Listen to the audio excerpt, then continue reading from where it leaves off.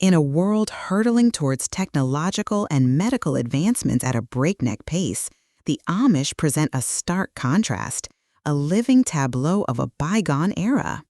Their horse-drawn buggies clip-clopping down paved roads, their figures clad in modest, homemade attire, and their fields tilled by hand and horse-drawn plow are iconic images of their separation from the mainstream world.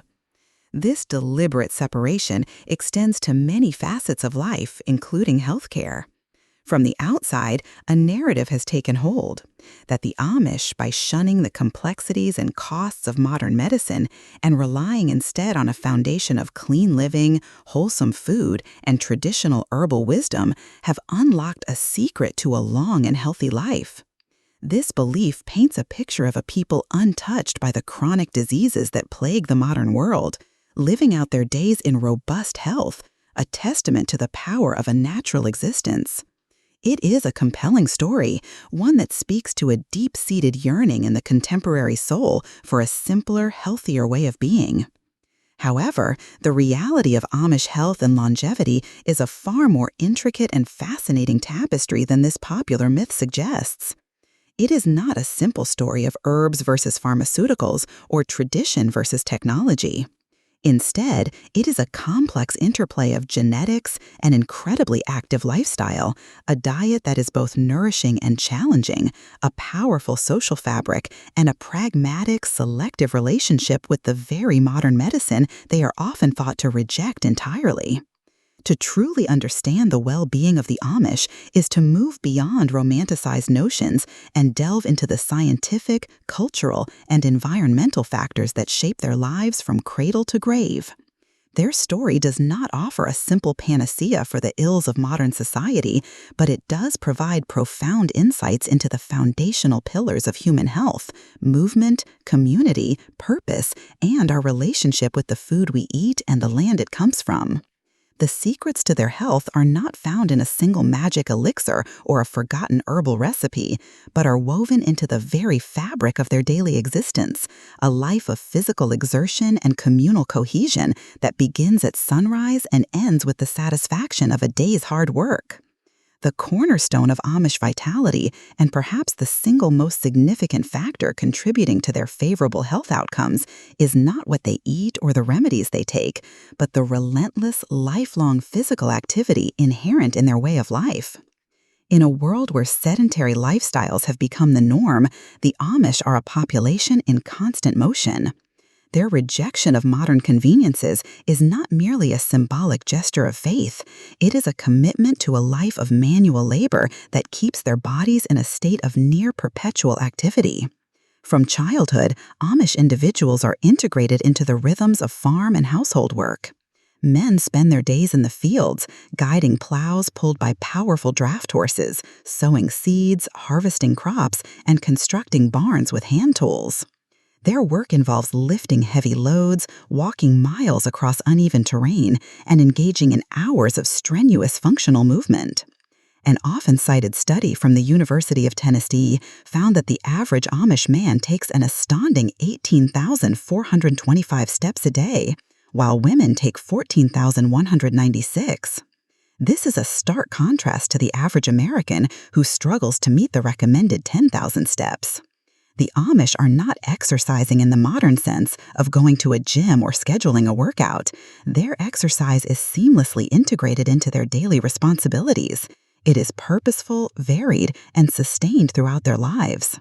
This level of physical activity, estimated to be 6 times higher than that of a typical adult in a developed nation, has profound implications for their health. This constant low to moderate intensity physical work is a powerful antidote to many of the chronic diseases that are epidemic in the developed world. Regular, sustained activity is known to be one of the most effective ways to maintain a healthy weight, control blood pressure, and regulate blood sugar levels.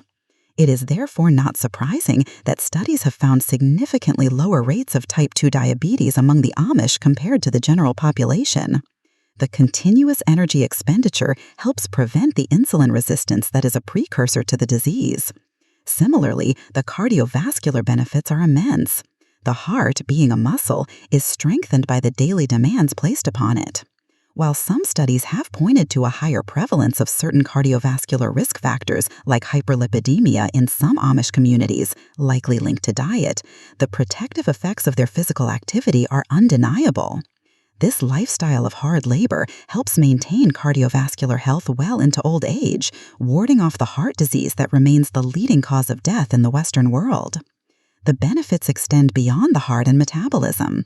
The weight-bearing nature of their work, walking, lifting, carrying, contributes to greater bone density, reducing the risk of osteoporosis, a condition that weakens the bones of many elderly individuals in sedentary societies. Their physical world demands strength, flexibility, and endurance, and their bodies adapt accordingly, building a resilience that serves them throughout their lives. Furthermore, the nature of Amish work contributes to mental and emotional well-being. There is a tangible connection between their effort and its results: a planted field, a harvested crop, a finished piece of furniture. This provides a sense of accomplishment and purpose that is often missing in the abstract, screen-based labor of the modern world. Physical exertion is also a well-documented stress reducer and mood elevator, triggering the release of endorphins. While the Amish are not immune to stress or mental health challenges, their lifestyle provides a natural, built-in mechanism for managing it. The physical exhaustion at the end of the day is a healthy exhaustion, born of productive work rather than the mental and emotional fatigue that plagues so many in contemporary society. This holistic integration of work, health, and purpose is a powerful combination, creating a foundation of physical robustness that is difficult to replicate in a world that has engineered movement out of daily life. Any exploration of Amish health that does not begin with the profound impact of their physical labor misses the most crucial piece of the puzzle. Their bodies are conditioned by a lifetime of work, and this conditioning is a more potent health tonic than any specific food or herb they might consume. The Amish diet is another area often romanticized as a key to their health, envisioned as a simple farm-to-table existence free from the processed chemicals of the modern food supply. The reality, as with their longevity, is more complex. The foundation of their diet is indeed rooted in the soil they cultivate. They grow a significant portion of their own food, raising vegetables in large family gardens and producing their own meat, eggs, and dairy products. This connection to their food source provides distinct advantages. The produce is fresh, seasonal, and consumed shortly after being harvested, maximizing its nutrient content. Their food is, by its nature, free from the long list of preservatives, artificial colors, and flavor enhancers that characterize the ultra-processed foods that form a large part of the modern Western diet. They eat what they grow, and this includes a wide variety of fruits, vegetables, and whole grains. Meals are typically prepared from scratch, a practice that has become increasingly rare in the convenience-oriented culture of the broader society. However, the traditional Amish diet is also a product of its history, designed to fuel a life of hard manual labor. It is, by necessity, calorie-dense. Meals are often heavy, featuring generous portions of meat, potatoes, gravy, and homemade bread with fresh butter. Their cuisine is rich in fats, starches, and sugars. Traditional desserts like pies, cakes, and shoofly pie are staples of Amish gatherings and are not reserved merely for special occasions. While the men's intense physical labor can burn off these calories, this high-fat, high-sugar diet can pose challenges, particularly for women whose daily activity levels, while high, may not match the caloric intensity of the men's fieldwork. This dichotomy helps to explain the seemingly contradictory findings of health studies conducted among the Amish. While they have lower rates of diseases like type 2 diabetes, some communities show surprisingly high rates of obesity and associated conditions like high cholesterol and high blood pressure. Their diet, while based on whole foods, is not a low-fat or low-calorie regimen. It is a diet designed for energy expenditure, and when the balance tips, it can contribute to the very health problems they are often thought to avoid. The consumption of dairy and meat is also central to their diet. They raise their own livestock, and the meat is often high in fat. They consume whole milk, fresh cream, and butter in quantities that would alarm many modern nutritionists. Yet it is important to consider the context. The cows are often pasture-raised, which can result in a more favorable fatty acid profile in the milk and meat compared to products from industrial factory farms. They are also not consuming these foods in a vacuum. They are part of a broader lifestyle that includes high levels of physical activity and the absence of other modern vices like smoking and excessive alcohol consumption. This complex dietary landscape demonstrates that the healthfulness of a diet cannot be judged on its individual components alone, but must be viewed holistically in the context of the lifestyle it supports. The Amish diet provides the immense energy required for their laborious way of life and the benefit of being based on whole, unprocessed foods. But it is not a model of modern dietary recommendations, and it carries its own set of risks, which are becoming more apparent as some Amish communities transition away from farming towards more sedentary occupations while retaining their traditional high-calorie eating patterns. Beyond the realms of lifestyle and diet, the genetic makeup of the Amish population plays a unique and pivotal role in their health profile.